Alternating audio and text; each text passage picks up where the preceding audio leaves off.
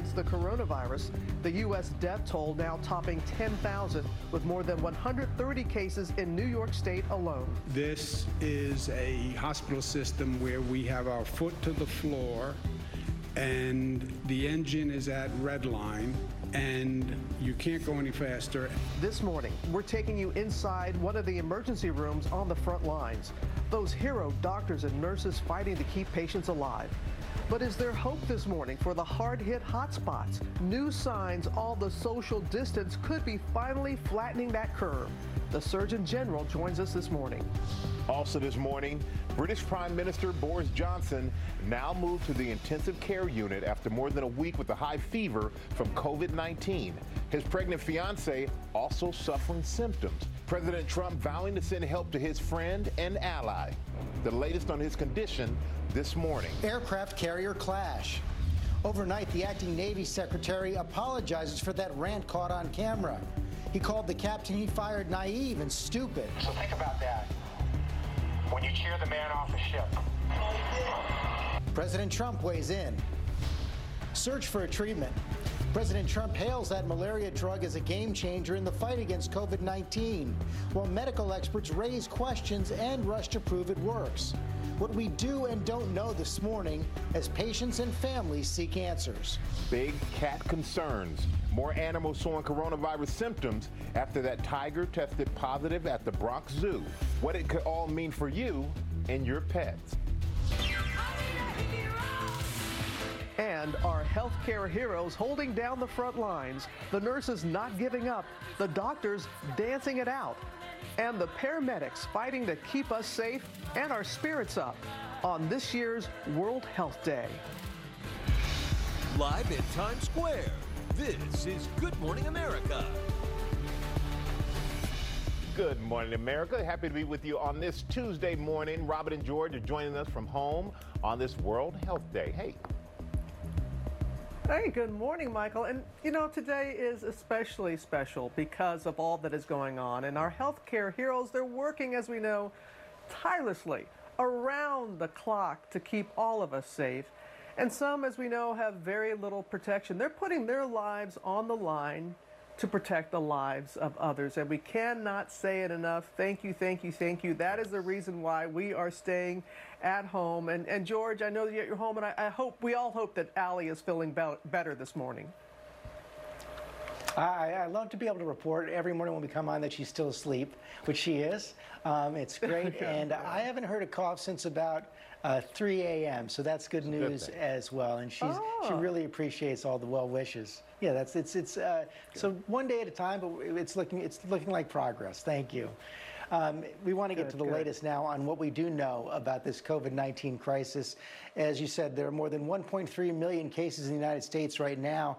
The death toll has topped 10,000, but nearly 20,000 Americans have now recovered from the virus, and that's the good news right there. There are also indications that the curves are starting to flatten in hotspots like New York, California, Washington, New Jersey, some of the hardest hit states in the country. And in Wisconsin, there is going to be voting. The primary is back on after the state Supreme Court stepped in to reverse the governor's order suspending in-person voting due to the coronavirus. That was backed up by the U.S. Supreme Court, a divided U.S. Supreme Court. We're going to talk about that with the Surgeon General. All right, the Surgeon General, we're going to talk to him in a few moments, George, in the interview that you did with him. But first, we begin our coverage with Tom Yamas, who's outside a hospital in Brooklyn this morning. Good morning, Tom. Michael, good morning to you. As conditions possibly improve here in New York, the governor here, Andrew Cuomo, warning residents not to be reckless. This as hospitals like the one you see behind me here in Brooklyn are working around the clock to keep up with all the cases. A nurse here tells me they work 12 to 16-hour shifts, no break, no time to eat. They're too busy saving lives. This morning, hospitals across New York trying to hold on. The rate of cases may be stabilizing, but the pressure still rising. Every one of these patients who comes in needs oxygen. Some of them need ventilation. We had to put 14 patients on ventilators in a 12-hour period just yesterday. Dr. John Marshall guiding ABC News through the ER of Brooklyn's Maimonides Hospital. We see doctors and nurses, PPE shielding everything but the intensity in their eyes, monitoring vital signs, fighting to keep patients alive. We have healthcare workers. Outside, we speak to the head of surgery about the days ahead, worries of a surge, talk of the apex, so many unknowns. And how long you guys think you can keep going? What do you think? We're going to absolutely keep going till this damn thing is over. We're not going to stop. We're not going to give up. And it's hard, and people are getting tired. But we're not going to stop, and we're not going to slow down. That will to beat the virus has helped. But even the governor worries, how long can it last? This is a hospital system where we have our foot to the floor, and the engine is at red line, and you can't go any faster. And by the way, you can't stay at red line of time because the system will blow. With more than 130,000 cases in the state, Governor Andrew Cuomo announcing hospital admissions are now down and the daily fatality rate hitting what appears to be a plateau over the last few days. The numbers look like they may be turning. Yay, it's over. No, it's not. The governor adamant people continue to follow social distancing guidelines, increasing fines of violators to $1,000. This is serious. What right do you have to act irresponsibly in a way that could get you sick or someone else sick? Leona Hernandez, an ICU nurse from Minnesota, is getting ready to leave her husband and 3 young children for 2 months, joining the front lines in New York City. We call her she's the superhero. And they're like, she's not a real superhero, Dad. And I'm like, yes, she is. She's a super nurse. The volunteer effort comes as a new report from the Health and Human Services Office of Inspector General reveals more than 300 hospitals had major concerns 2 weeks ago about lab results taking too long and not enough staff to run those ventilators if they were to get them.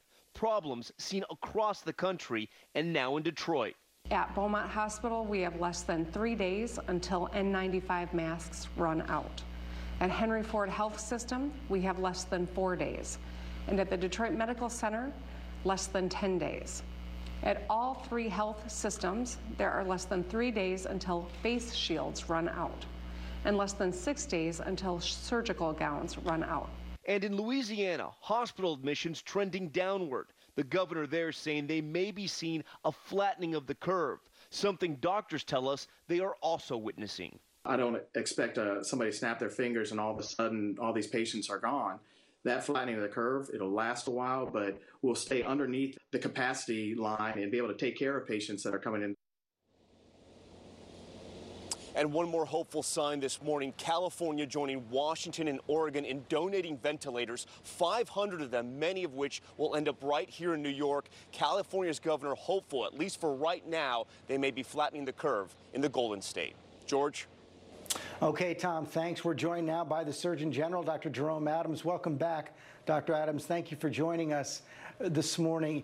You know, a couple of days ago, you said this is going to be our Pearl Harbor moment, the hardest week for so many Americans. Do you still believe that, or do you have more cause for optimism this morning? Well, the answer is both. I absolutely believe this is going to be an incredibly sad and an incredibly hard week for our country. But we've had tough times in this country before, and we always come out of it stronger. The good news is that when you look at Italy, when you look at Spain, when you look at Washington and California, and even New York and New Jersey, they have truly started to flatten their curves. They've seen cases level off and start to come down. And that's what I want people to understand, that it's going to be a hard and a tough week, but the American people have the power to change the trajectory of this epidemic if we come together like we have after past tragedies in this country. So you have confidence in those signs out of New York and New Jersey. There's some concern that maybe hospitals have lowered their standards for hospitalization or changed their standards for hospitalization, so maybe they're not putting in people who before they would have hospitalized. Well, initially we were looking at an array of projections based on different people's best guesses. We now have data. The data, the facts tell us that China and South Korea are starting to reopen, that Italy and Spain are definitely on the downslopes of their curves, that Washington and California have flattened their curves because they were aggressively mitigating from the start. So the most important thing for the American people now is to really focus on these 30 days to slow the spread guidelines, because we have proof that they work. We've seen them work, but we need you all to cooperate We need you to continue doing your part. And most people actually are. Over 90% of the country is actually doing the right thing right now. 8 states are holding out from stay-at-home orders. Should all 50 states now be under stay-at-home orders? Well, George, I actually think that there is a lot of talk about that, but not enough talk about the fact that when you look at the cell phone data that's publicly available, and when you look at surveys, most people actually are doing the right thing and staying at home. It's also important to note that even in New York, Governor Cuomo, when we talked about a federal quarantine a week ago, which is forever ago now in coronavirus time, he said that would be like declaring war on the states. And so we don't really have a good mechanism to enforce this at the federal level as much as the states have the authority, but we really want to work with the states, and we're working with governors, talking with them every single day, working with states to give them the information they need to make the right choices, and the people are making the right choice, and that's really what this comes down to. It's going to happen at the community level.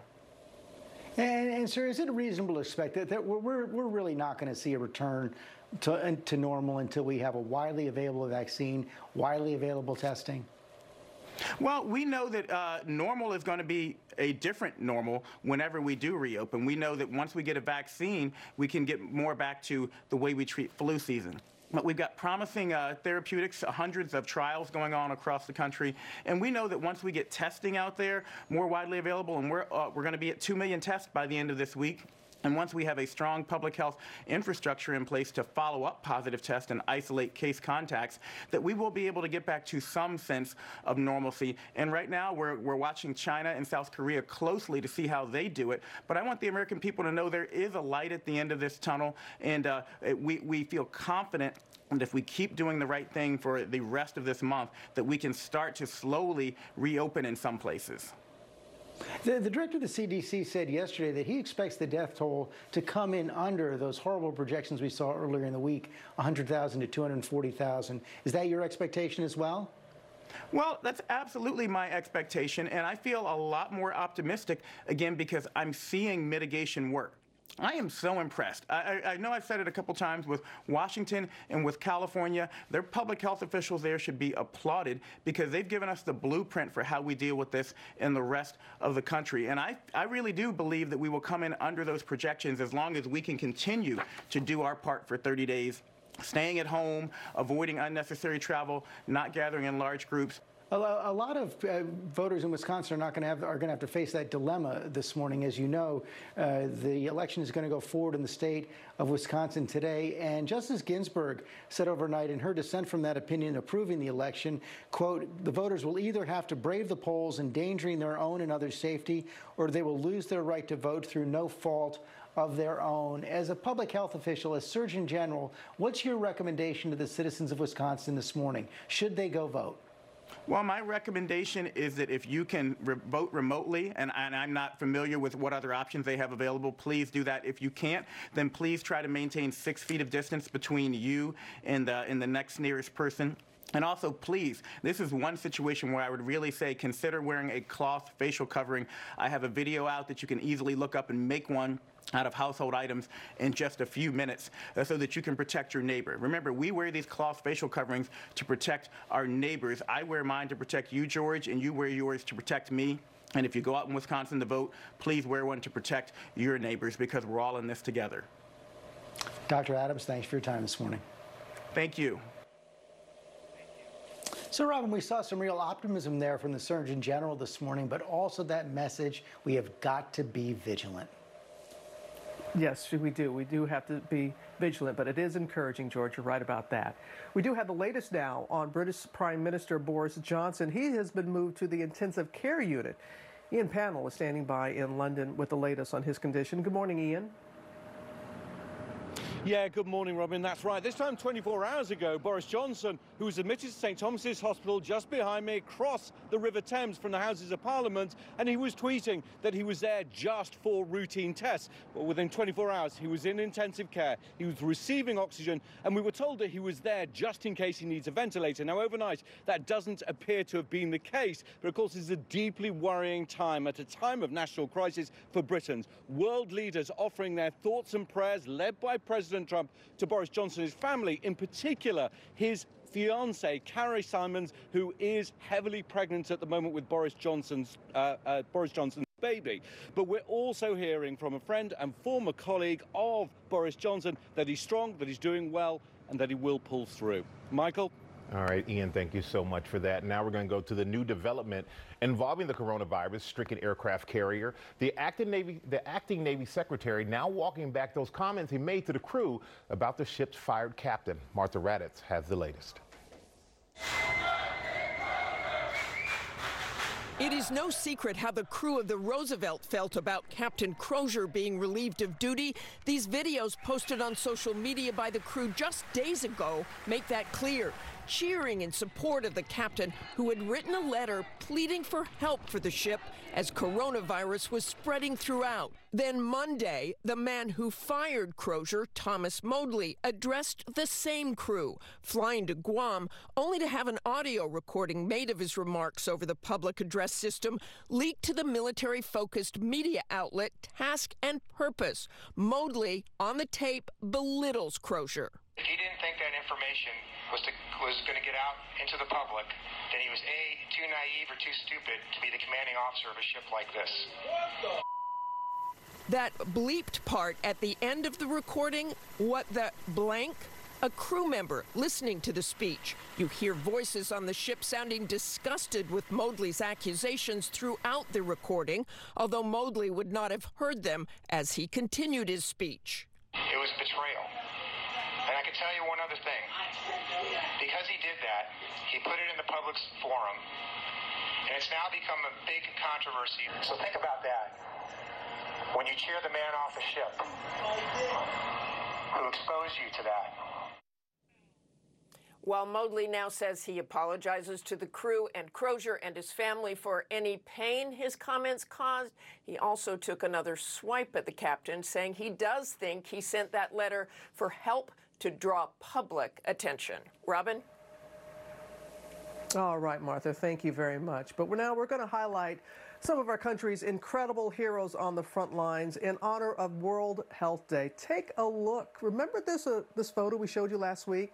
Those brave healthcare workers who flew from Atlanta to New York City to help? Well, now they are on the front lines and they sent us a message. Take a look.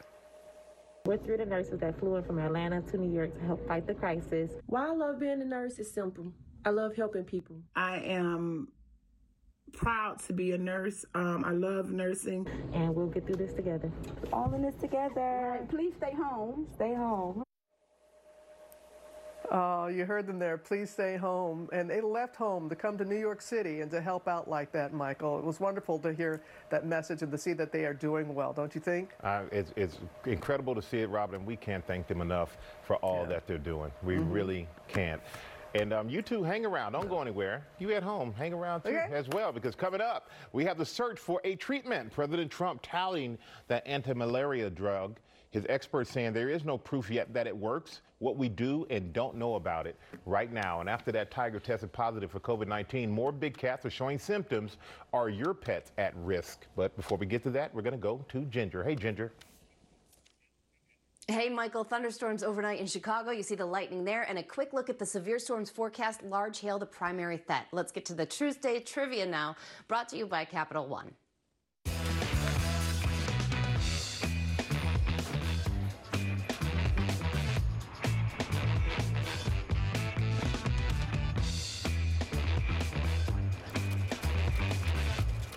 Capital One knows life doesn't update you about your credit card. So meet Eno, the Capital One assistant that looks out for charges that might surprise you and helps you fix them. Another way Capital One is watching out for your money when you're not. What's in your wallet?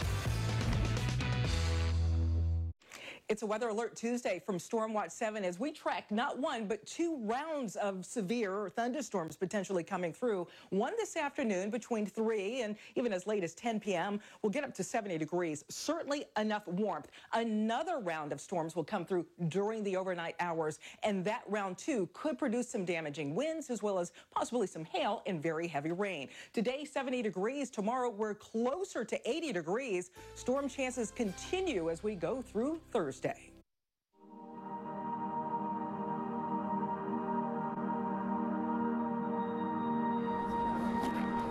Step by step, we're going to figure this out, and we're going to find a way through.